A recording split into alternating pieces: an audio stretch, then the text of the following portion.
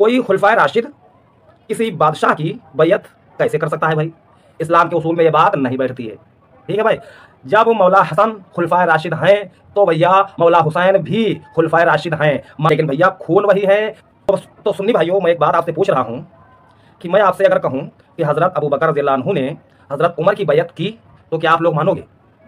भाई जो इल्म रखते होंगे वो इस बात को नहीं मानेंगे। होती थी वो तफसील से मैं बड़े बड़े उलमा मुहद्दिसीन के अक़वाल में बयान कर चुका हूँ कि माविया के यहाँ शराब की खरीद फरोख्त होती, माविया के यहाँ सूद जायज़ था, माविया के यहाँ रेशम के कपड़े पहने जाते थे, माविया के यहाँ सहाबा की गर्दनें काटी जाती थी, माविया के यहाँ हज़रत अली को गाली दी जाती थी, हज़रत फातिमा जो ख़वातीन जन्नत की सरदार है उनको गाली बकी जाती थी, हुसैन और हसन को कत्ल करवाया और धमकियाँ दी और उनको गालियों से नवाजा जाता। वो रवायती मुसनद बाजार में मजमू ज़वाइद में सही तरह के साथ कि नबी इस्लाम ने 3 लोगों पे लानत फरमाई।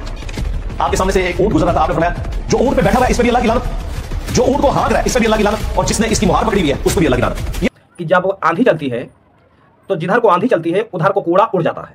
तो आजकल बहुत से लोगों का यही हाल है कि जहां पर जिसको जैसी बात देखते हैं उधर हो लेते हैं। तो उस कूड़े की तरह मत बनिए, उस चट्टान की तरह बनिए कि हवा चाहे जिधर से आए, कूड़ा उड़े तो उड़े, लेकिन वो चट्टान जहां पर है वहीं पर रहेगा। अस्सलाम वालेकुम रहमतुल्लाहि व बरकातुहू। भाइयों, मेरा सभी लोग खैरियत से होंगे। भाइयों, आज हम समझेंगे एक ऐसा टॉपिक जो मुसलमानों में बहुत ही अहम है। टॉपिक ये है कि एक अहले सुन्नत के मशहूर आलिम दीन जो कह रहे हैं कि हज़रत हसन और हुसैन अलैहिमुस्सलाम ने मुआविया बिन अबी सुफियान की बैयत की थी खुशी मन से, और वो बयान भी दे रहे हैं। तो आज इस बात पर कुछ मिसालें मैं आपके सामने रखूँगा और समझूँगा कि आज कल हम सबको किस तरह का मिजाज रखना चाहिए। भाई, बहुत से मुसलमान इस मसले पे कंफ्यूज हैं क्योंकि बड़े बड़े आलिम दीनों की अलग अलग राय आ रही है। तो सबसे पहले एक आलिम दीन हैं जो अहले हदीस के हैं, उनकी एक छोटी सी क्लिप सुनिए। इसके बाद एक और मशहूर आलिम दीन है, उनकी क्लिप मैं आपको सुनाऊंगा। तो आइए शुरू करते हैं। कूफे की जामा मस्जिद में बुलाते हैं, मिंबर अली को मंगवाते हैं, हजरत मुआविया को अली के मिंबर पे बिठाते हैं, खुद कदमों में बैठते हैं, मुआविया से कहते हैं हाथ को आगे करो, अपने हाथ को मुआविया के हाथ पे रखते हैं और कहते हैं मैं तुझे अमीरुल मोमिनीन मानता हूँ, मैं तेरे हाथ पे बैठ करता हूँ, मैं तुझे खलीफतुल मुस्लिमीन मानता हूँ। ये कहने के बाद हजरत हुसैन की तरफ देखते हैं, कहते हैं कुम या हुसैन रज़ियल्लाहु अन्हु वरदा, हुसैन खड़े हो, मुआविया के हाथ में हाथ दो, उसको अपना अमीर मानो जिसको हसन ने अमीर माना, उसको अपना खलीफा मानो जिसको हसन ने अपना खलीफा माना। हजरत हुसैन रज़ियल्लाहु अन्हु वरदा हजरत मुआविया के हाथ पे बैठ करते हैं। हजरत हसन की फौजों का कमांडर इन चीफ, उसको कहते हैं तू भी खड़ा हो और अमीर मुआविया के हाथ पे बैठ कर। ये अहले सुन्नत यानी अहले हदीस के बहुत बड़े आलिम दीन हैं और हैं ये गालिबन इंडिया के ही, लेकिन शायद सऊदी अरब में रहते हैं। ठीक है, इनका ये बयान आपने सुना कि हज़रत हसन और हुसैन अलैहिमुस्सलाम ने बड़ी ही खुशी मन से यजीद के अब्बू की बैयत कर ली। ठीक है, अब इस मसले पे बहुत से लोगों की अलग अलग राय है। कुछ लोग कहते हैं कि हज़रत हसन और हुसैन ने ऐसा नहीं किया है। ठीक है, तो मैं अपनी राय भी दूंगा। भाई, मेरी समझ में तो ये आता है कि खिलाफत सौंप देना, जिसको खिलाफत सौंपी जाए, तो ये बात कैसे साबित हो रही है कि पहले खलीफा ने दूसरे खलीफा की बैयत कर ली, जबकि सुन्नत में तो ये है कि एक खलीफा के होते हुए अगर कोई दूसरा खलीफा खिलाफत का दावा कर रहा है तो दूसरे वाले को कत्ल कर दो। ये बात तमाम मुसलमानों को मालूम है। एक खलीफा के होते हुए दूसरे खलीफा की बैयत नहीं की जाती है। ठीक है, तो पहले खलीफा हज़रत हसन तो थे ही उस दौर में। ठीक भैया, जब विवाद हुआ और जंग होने के करीब थी, बहुत से लोग शहीद होते, तब उधर से सुलह की ऑफ़र आई। तब हज़रत हसन अलैहिस्सलाम ने कुछ शर्तों पर सुलह कबूल कर ली कि हाँ, आपको ये करना है, तब मैं ये पावर आपको देता हूँ। तो उधर से बात मान ली गई कि मैं आपकी शर्तें मानता हूँ और मैं इसी तरह करूँगा जिस तरह आप कह रहे हैं। ठीक भैया, तब हज़रत हसन ने उनको हुकूमत दी थी। तो मेरी समझ में तो ये आता है कि जब तक हज़रत हसन अलैहिस्सलाम के पास थी पावर, तब तक वो खिलाफत है, खिलाफत राशिदा है। ठीक भैया, जब उन्होंने पावर सौंप दी तब वो खिलाफत राशिदा नहीं रही। हाँ, अगर बहुत बहुत ताकत आप लगाएंगे तो हो सकता है खिलाफत बन सके, और कुछ लोगों को ये भी मंजूर नहीं है कि वो खिलाफत थी, बल्कि सच्चाई तो ये है कि जब हज़रत हसन ने पावर दे दी तो भैया वो हुकूमत हो गई। तो ये अगर कहा जाए कि यजीद के अब्बू मुसलमानों के हाकिम थे, बादशाह थे, तो ये बात बनती है। तो अब हदीसों से भी ये बात साबित हो रही है कि आले उमैया के पहले बादशाह अमीर मुआविया हैं। कुछ लोग अमीर मुआविया कहते हैं, कुछ लोग खाली मुआविया बिन अबी सुफियान कहते हैं। इसमें कोई अहम मसला नहीं है। तो अब गौर करने की बात है, कोई खुलफाए राशिद किसी बादशाह की बैयत कैसे कर सकता है भाई? इस्लाम के उसूल में ये बात नहीं बैठती है। ठीक है भाई, जब मौला हसन खुलफाए राशिद हैं तो भैया मौला हुसैन भी खुलफाए राशिद हैं। माना कि उन पर किसी ने बैयत नहीं की, उन्होंने इस्लाम की बागडोर उस तरह नहीं संभाली जिस तरह खुलफाए राशिदीन ने संभाली थी, लेकिन भैया खून वही है।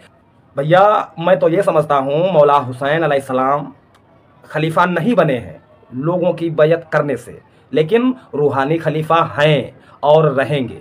इस बात को कोई काट नहीं सकता। तो खुलफाए राशिदीन किसी बादशाह की बैयत नहीं करते हैं। अब अगर फिर भी कोई जिद कर रहा है कि भाई आप कैसे कह सकते हो कि बैयत उन्होंने की है, खिलाफत उनको दी है तो खलीफा हुए, तो मैं एक मिसाल आपको देता हूँ। तो सुन्नी भाइयों, मैं एक बात आपसे पूछ रहा हूँ कि मैं आपसे अगर कहूँ कि हज़रत अबू बकर रज़ियल्लाहु अन्हु ने हज़रत उमर की बैयत की, तो क्या आप लोग मानोगे? भाई जो इल्म रखते होंगे वो इस बात को नहीं मानेंगे। वो कहेंगे यार वो कैसे बैयत करे होंगे, भाई वो तो पहले खलीफा हैं और पहले खलीफा दूसरे खलीफा की बैयत कैसे कर सकते हैं? यही जवाब आपका आएगा, है ना भाई। तो अहले सुन्नत की जो हदीस की किताबें हैं उनसे ये बात साबित हो रही है कि हज़रत अबू बकर रज़ियल्लाहु अन्हु ने अपने बाद हज़रत उमर को खलीफा नामज़द किया था। तो खलीफा नामज़द करना उनसे साबित है। हज़रत अबू बकर ने हज़रत उमर की बैयत की, ये बात साबित नहीं है। तो भैया उधर तो आप मान लेते हो कि हज़रत अबू बकर ने नामज़द किया था, पहले खलीफा वो हैं, दूसरे खलीफा हज़रत उमर रज़ियल्लाहु अन्हु हैं। तो जब यहाँ मसला आता है हज़रत हसन अलैहिस्सलाम का, तो यहाँ पर भी उन्होंने खिलाफत या हुकूमत सौंपी है उनको।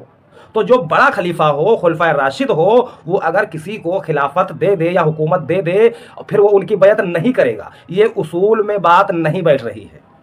और मैंने बहुत कोशिश की, कई चीज़ों से पता लगाया, लेकिन हज़रत हसन और हज़रत हुसैन अलैहिमुस्सलाम ने यजीद के अब्बू की बैयत की है, ये बात साबित नहीं हुई है।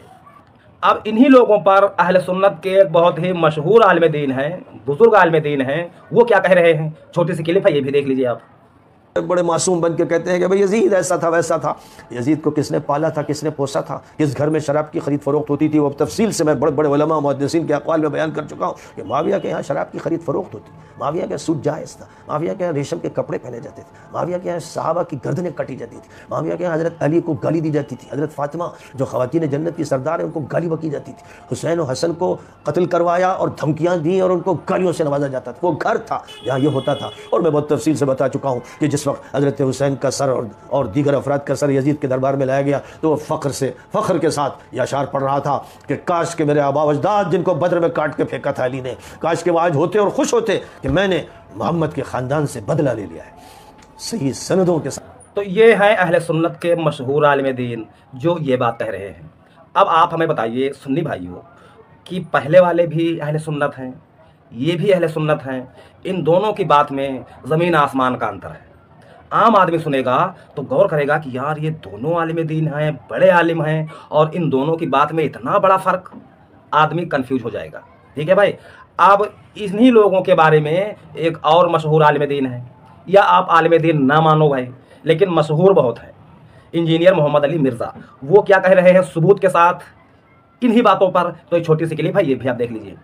वो रवायत थी मुस्नद अल-बज़्ज़ार में मजमू ज़वाइद में सही सनद के साथ कि नबी इस्लाम ने 3 लोगों पे लानत फरमाई। आपके सामने से एक ऊंट गुजर रहा था, आपने फरमाया जो ऊंट पे बैठा हुआ है इस पे भी अल्लाह की लानत, जो ऊंट को हाँक रहा है इस पे भी अल्लाह की लानत, और जिसने इसकी मुहार पकड़ी हुई है उस पे भी अल्लाह की लानत। ये रवायत खत्म हो जाती है मुस्नद अल-बज़्ज़ार में मजमू ज़वाइद में। इसे कहा जाता है ऊंट वाली हदीस कि ऊंट पे बैठे हुए पे भी लानत, हाँकने वाले पे भी, मुहार पकड़ने वाले पे। क्यों लानत? ये बंदे कौन है? कोई जिक्र नहीं। अंसाबुल शराफ में मौजूद है कि वो 3 बंदे कौन थे, उन बंदों पे असल में लानत की गई थी। अंसाबुल शराफ में लिखा है कि ऊंट पे यजीद के दादा अबू बैठे हुए थे।